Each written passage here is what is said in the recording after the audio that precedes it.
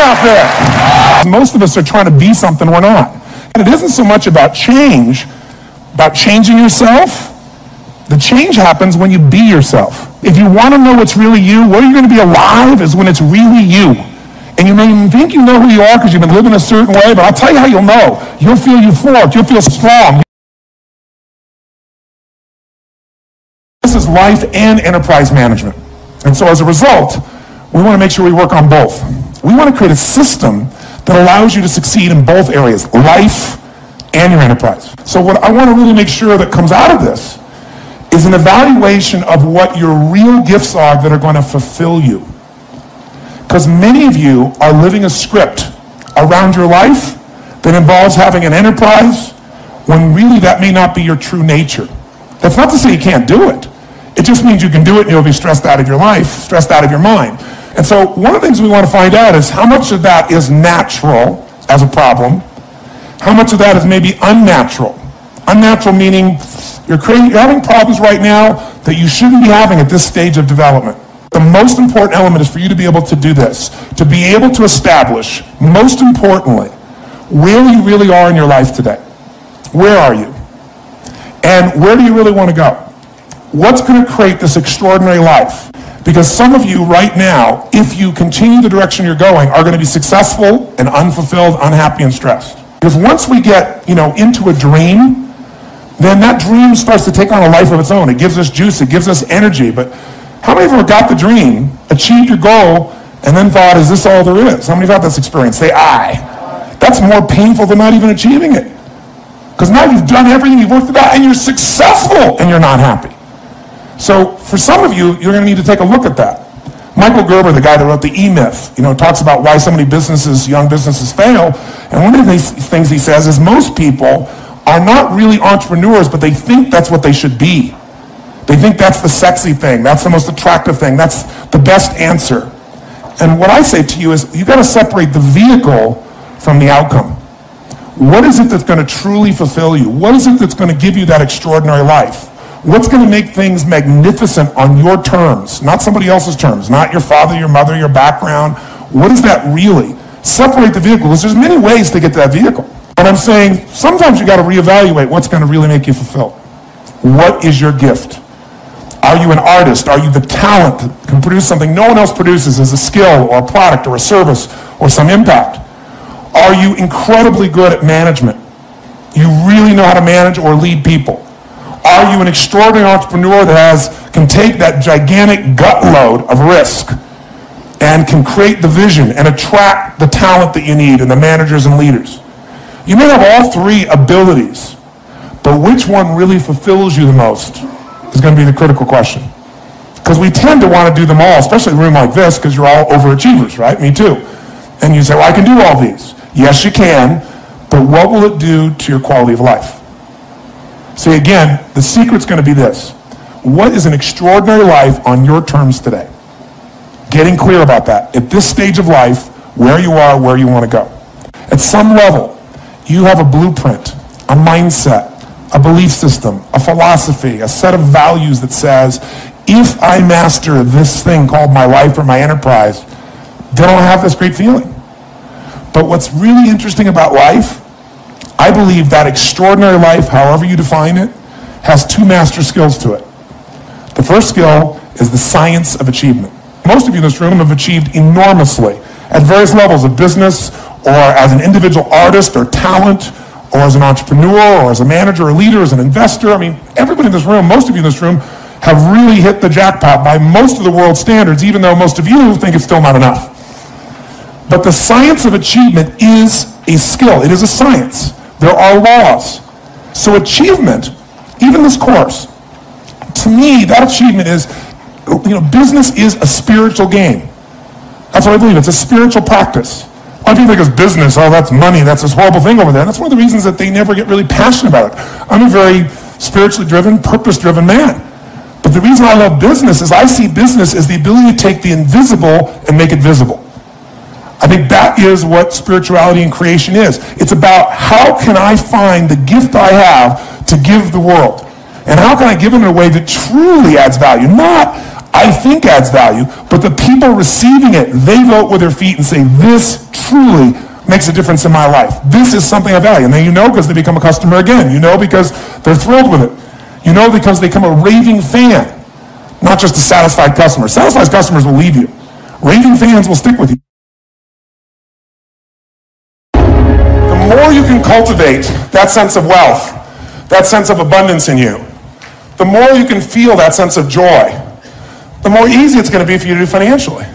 Because you're not going to be in this scarce, fearful mode. Now, that's not enough by itself. You can have this great sense of abundance and do the wrong mechanics and be a disaster. True or false? But if I had to have an area to get you started with, you want to have the emotion and psychological strength, because that's going to carry you through when the mechanics are boring or frustrating, or when things aren't working out. Your emotion, your psychology is what will carry you. It'll get you to keep doing it. Everyone knows, if you've done any studies, Dr. Seligman is very famous for doing studies on optimism. And in those studies, you know what he found out? People that are pessimists are much more realistic. They're much more accurate.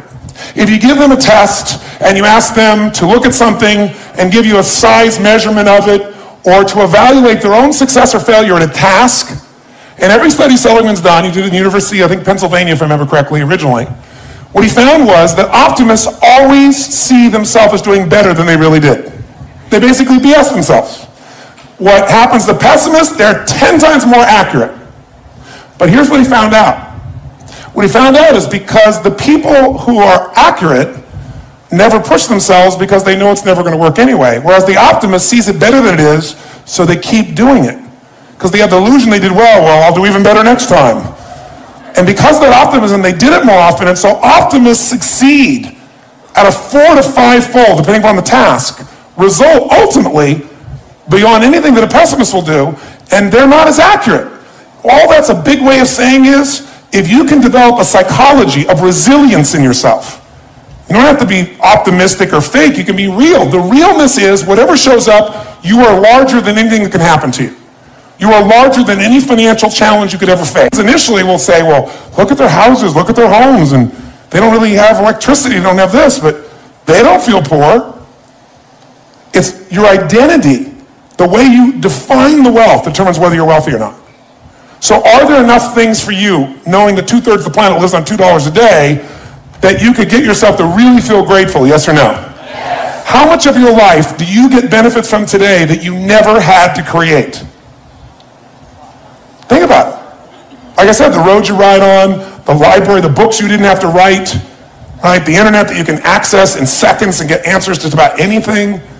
The people in your life that you didn't have to raise, but are there for you. Think about all the different aspects of your life. If you want to be wealthy, all you have to do is associate. So before we do the financial part, because financial independence is different than wealth. Wealth is that state of mind. Financial independence is being in that position where you don't ever have to work again. That if you work, you do it because you really want to. Now, I'll give you a clue. If you get financially independent and you don't work, you'll be miserable. I can't tell you how many friends I have that sold their company, made $50 million. One man made almost $1 billion and was really excited for a while. But after a while, I was like bored. His vehicle of his business gave him a sense of contribution, and he was always growing, figuring out how to solve problems, and he had all the people he was connected to in the business, all the employees and friends and associates. So I want to tell you, I'm not just saying this as some little positive thinking technique. I'm telling you, this is the secret, the real secret, to shift it inside of you and to add the real value. Most people are trying to pursue something in the future that they already have. I want you to think of what it is you think you want that will make you wealthy or financially free.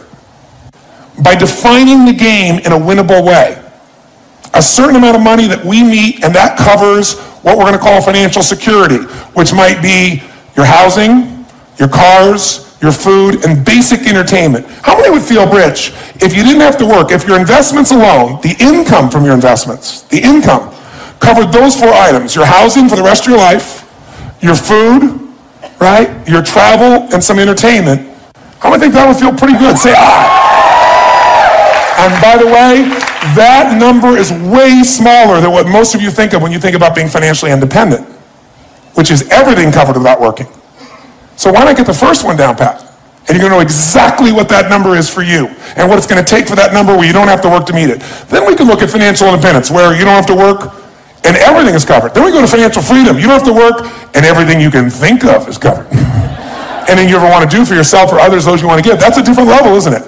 And most people think of financial freedom, they come up with this gigantic number that if you even figured out everything you want, it's nowhere near as big as you think.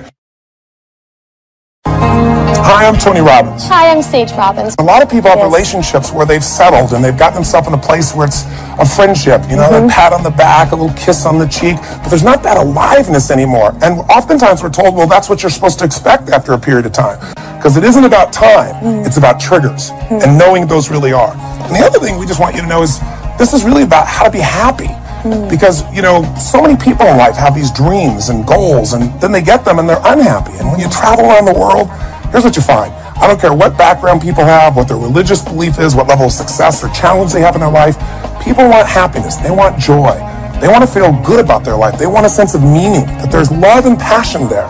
That maybe there's something in your life that you've done that you know has made a difference for someone you love. Nothing feels greater than that. And also knowing someone loves you so much, they're so passionate for you, that your life has a different level of meaning. But as important as this area is, for most people, this is the area they master the least. Most of us run to work or we run to business or shaping our bodies or our kids because it's safer and we have control. But this is an area that if you take charge of yourself and if you understand the dynamics of men and women in relationship, you can make changes in minutes that maybe you've tried to make for years and really not been able to experience.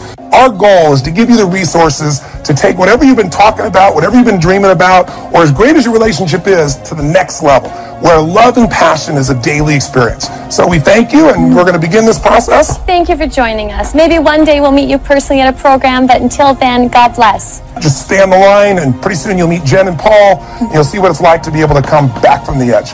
God bless, and we'll look forward to meeting you soon. Live with passion and love. And love.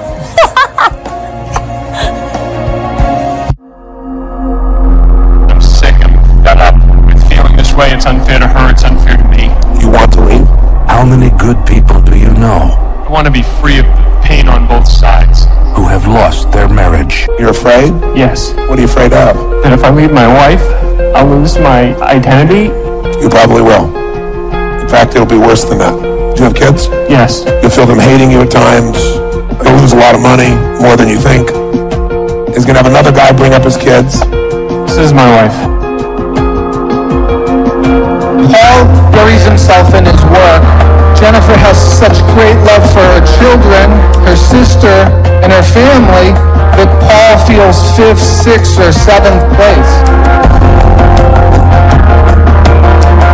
How much love do you feel from your family? 0 to 10. 10. So you're talking about your father? No, I lost my father a year ago this week. More uncertainty, huh? You were his little baby girl. Definitely. What did he say about you? But I was perfect. That bastard told her he was perfect.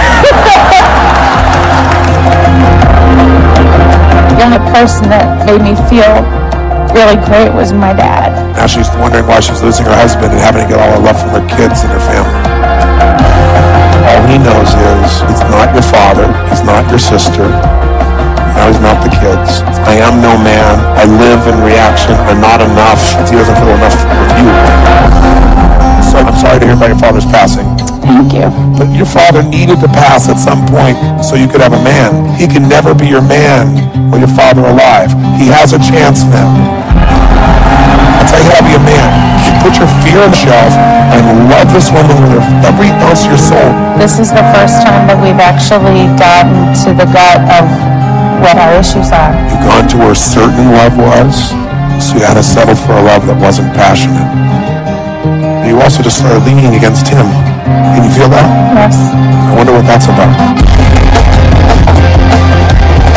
Sometimes the one you're looking for is the one already standing next to you. It just makes me nuts, you know, like, I feel like I'm number one.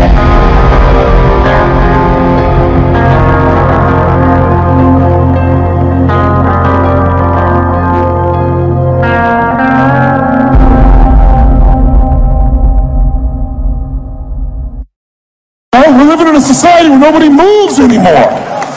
What do we like today? A lot of people get injured today. They don't get injured smashing into people, playing football, and anything else. They get injured typing, right? Picking up a pencil. That's something we can hurt today because we don't use everything anymore. We live in a box. Think about it. Think about our lives today and how different it is than maybe the way we were formed to be made, to run, to hunt, to create, to procreate, to raise our children, to move, to farm, to do all the things that made us use all of our body. Today, what do? You wake up and you have this box life. You have a box breakfast, right? You get in your box car, you drive to your box office, you load up a box elevator. You don't use the stairs, of course, right? You go to your box office where you type on a box, talk on a box, right? Go into a box room for meetings, right? Sure enough, got a little box you can type on, listen to music on, box, have your box lunch, drive your box home, or get in the train or subway, and another box home, get home to your box, and then turn on the box, type on a box, message on a box, and maybe go get a cylinder to change your state, right? Maybe. And most people's idea of exercise in our society today is fill the tub, pull the plug, and fight the current. That's the world we live in today. And so it's not hard to figure out why we're getting fat and why we're feeling kind of tired and why we're building up acid in our system, consuming foods that have nothing alive in them anymore, where everything is denatured and everything is chemicalized or radiated. So it can feel overwhelming. But I think if we got back to our common sense and if we were really committed, we could make it all work. And what I'm trying to say to you is really simply this morning. I'm going to take the morning and not talk to you about how to do this. We're going to figure out why to. Because 80% of success in anything is psychology and 20% is mechanics. It's the beliefs you have that are guiding your decisions. Listen, if you make a different decision, will you take different actions? Yes or no? Yes. If you take different actions, will you get different results? Yes or no? Yes. So this day is about some new decisions. Some decisions about what you're going to believe about health and energy. How important it's going to be from you from now on. What's going to be a must for you versus a should for you. And it's not going to be a day about giving everything up. So those of you who stop breathing while I'm talking about that, I'll give you a little clue. When I'm doing things that are healthy, I enjoy being healthy because it doesn't feel like I haven't do this. It's because I'm choosing to. And I know I always have the freedom to choose something else. But I choose the vast majority of the time those things that give me more energy, because once you feel this kind of vitality in your body, you never want to go back. Energy is a place that I've more than been. Right? And I want to make sure that you have even more. I want to make it so that it's as effortless as possible in the future, so you're not burnt out from it, so this becomes a sustainable experience. How do you make it sustainable? Create the base. How do you make it sustainable? Challenge it. Once you got a base, you challenge and grow. How do you do it? Then you got to celebrate and reward yourself for making these great rewards, and that celebration enhances your base, because you feel better and stronger, and you want to do even more good things. You want to eat better. You want to play better. When you start working out and you start to get into it, you love it. You love it. And then your base gets even stronger, so you can take on a bigger challenge in life. And sure enough, you reward yourself and celebrate some more. And it becomes how the rich get richer, how the happy get happier, how the healthy get healthier, and the poor get poorer, and the depressed get more depressed, and the unhealthy get more unhealthy. It's momentum. Today is that process of momentum. My goal is for you today to have more certainty. Certainty that you have the answers that can guide you, and that there will be challenges in your environment. There are going to be environmental challenges. There are going to be all kinds of things you'll face, but whatever it is, you can handle it. And I'm hoping that as a result of today, you'll not only make a difference in yourself, but you'll own this so much that you won't have to lecture anybody. They'll come to you and go, oh God, you have so much more energy. You look so much better. You lost this. How'd you do it? And you'll say, well, let me tell you. And you will be a person who's a force for good that will pass it on to the people. So my goal today is to plant seeds so that you not only get this, but this spreads to the people. RPM planning is a way to maximize the results of your life and maximize your sense of fulfillment and joy. It's both. In order to do that, we got to change what we focus on from the question of what do I have to do to what's my outcome? What do I want? What's most important to me? What's the result I'm committed to getting?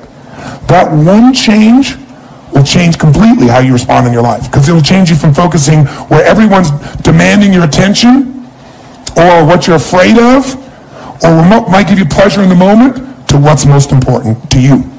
And those, by the way, are the three things that get our focus. If we don't discipline ourselves, what gets our focus? Something we're afraid of, something that gives us pain. What's the second thing that gets our focus if we don't pay attention? Something will give us pleasure. It's like, you know what, I'm so stressed out. Oh, that chocolate's looking good. Oh, that, I'm going to go over to have my little coffee, my smoke a mocha doka, cream this thing and that thing, and I'm going to escape for a few moments. Because the focus is how to feel good. How to not feel bad, how to feel good. What's the third thing that gets your focus? Other people's demands. It's not necessarily there are more demands, it's just that we're accessible to more demands. And if you don't know what you want, and you don't know why it's a must for you to achieve it, and you don't have a plan, I can promise you something. You're going to fit in everybody else's plan. And you're going to wonder why you're stressed. And you're going to wonder why I'm not fulfilled. What is time? How do you know when it's a long time, or how do you know when it's a short time? It's not because it's 10 minutes or 10 hours. How many have been in 10 hours and time flew because you loved what you're doing, didn't have any sense of time whatsoever? How many have had that experience? Say aye. How many have had 10 minutes feel like 10 years you want to kill somebody to get out of the situation? So what is time? Time is emotion. Got to remember that. Time is emotion. What you're really managing is emotion. Another word for that would be meaning or fulfillment. Focus is power, but you got to take it. Take it back. Take back that power. And you got to know when you do have that focus, how to chunk it, how to group it so you're not overwhelmed. Let me show you how to make it simpler. When mass information is coming at you, you get overwhelmed. Most of us are great deletion creatures. We delete most of life. Right now, there are millions of things around you could be focusing on, thinking about, giving meanings to, making decisions about what to do. Millions. And when you think about what it's going to take to do something, usually it takes a lot, and you're not going to want to do it. Do I'll do it when? Later. As my Australian friends would say, later. Right? And of course, the problem with doing it tomorrow is when you get to tomorrow, tomorrow is today, and tomorrow never comes. So, and you keep promising yourself. By the way, what does this do to you emotionally when you keep breaking your own promises with yourself? Or you keep failing to do things that you know are important? Does it increase your level of certainty and confidence? No. What it does is it erodes it. And when you erode confidence in one area, believe it or not, it affects the other areas too. Do you believe me on that? Don't believe me. What about your own life experience? Maybe not one area, but it starts to be multiple areas. It sure does. Another reason why somebody doesn't exercise or do anything is because they don't just chunk it too big, they chunk it in too many details. So remember this. Remember this. Change is never a matter of ability. It's always a matter of motivation. I'll say that again. Change is never a matter of ability. It's always a matter of motivation or drive, having strong enough reasons. If you got a strong enough reason, you could figure out the time, couldn't you? So the biggest part of life and time management is knowing what you want and having enough reasons to follow through. But there is one more piece. If you make enough reasons to follow through and you know what you want, but you make the task overwhelming, you'll be overwhelmed. What you focus on, you feel. What you feel, you are moved to somehow actuate. But if you only focus on what you don't want, or what's stressful in your life, what you can't control, or what you screwed up on, or what you messed up on in the past, you're not going to get where you want to be. Chunking is power. You don't want to over-chunk where you're trying to bite the whole darn thing together. You also don't want to under-chunk where you make a million pieces of something. What is chunking? It's taking all that's coming at you and putting it into idealized size groups that your mind can handle. See, science has proven the human brain, consciously, we can only handle what they call 7 plus or minus 2 chunks of information.